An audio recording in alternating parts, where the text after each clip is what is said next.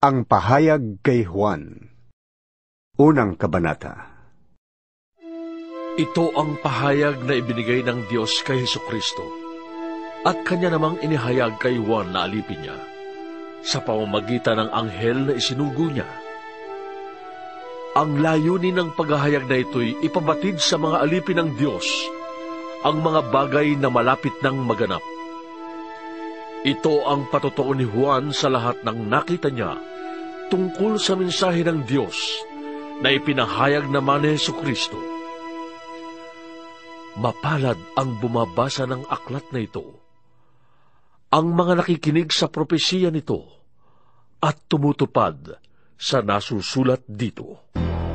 Sapagkat ang lahat ng ito'y malapit ng maganap. Buhat kay Juan para sa 7 iglesia sa lalawigan ng Asya.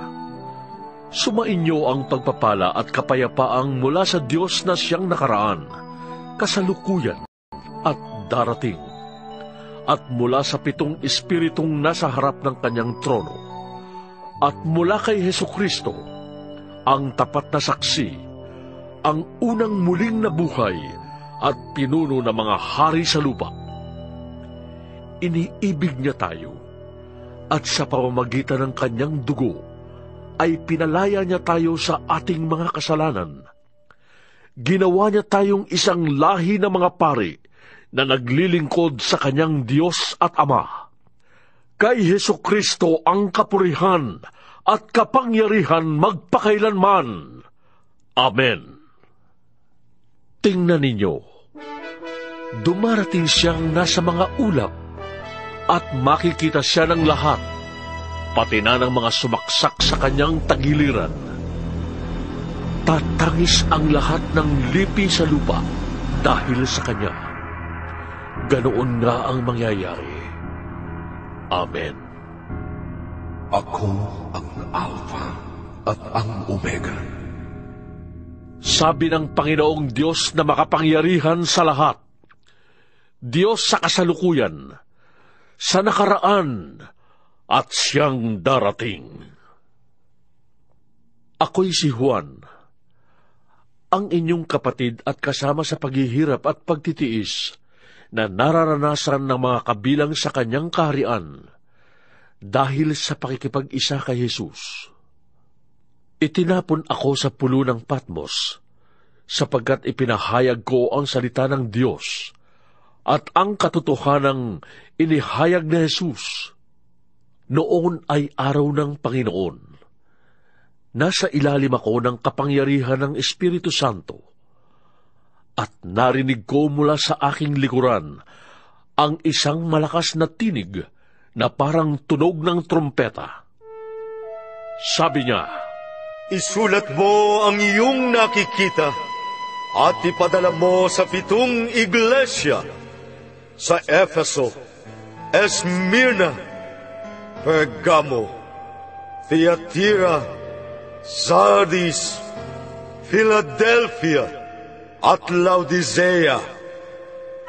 Lumingon ako upang tingnan ang nagsasalita, at nakakita ko ng 7 ilawang ginto. Nakatayo sa gitna ng mga ilawan ang isang parang tao, nakadamit ng hanggang sako, at may gintong pamigkis sa kanyang dibdib.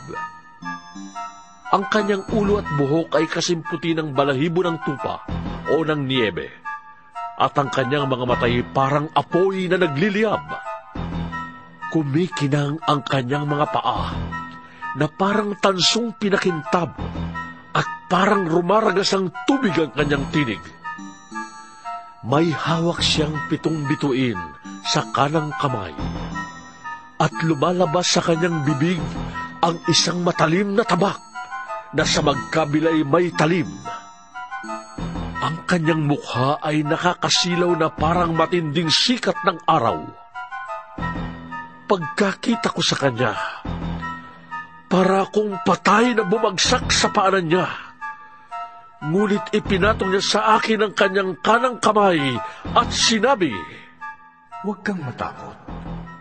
Ako ang simula at ang wakas, at ang nabubuhay. Namatay ako, ngunit tingnan mo. Ako'y buhay ngayon, at mananatiling buhay magpakailanman. Nasa ilalim ng kapangyarihan ko ang kamatayan at ang daigdig ng mga patay. Kaya't isulat mo ang iyong nakita, ang nangyayari ngayon, at ang mangyayari pa pagkatapos nito. Ito ang kahulugan ng 7 bituing hawak ko at ng 7 ilawang ginto. Ang 7 bituin ay ang mga anghel ng 7 iglesia, at ang 7 ilawang ginto ay ang 7 iglesia.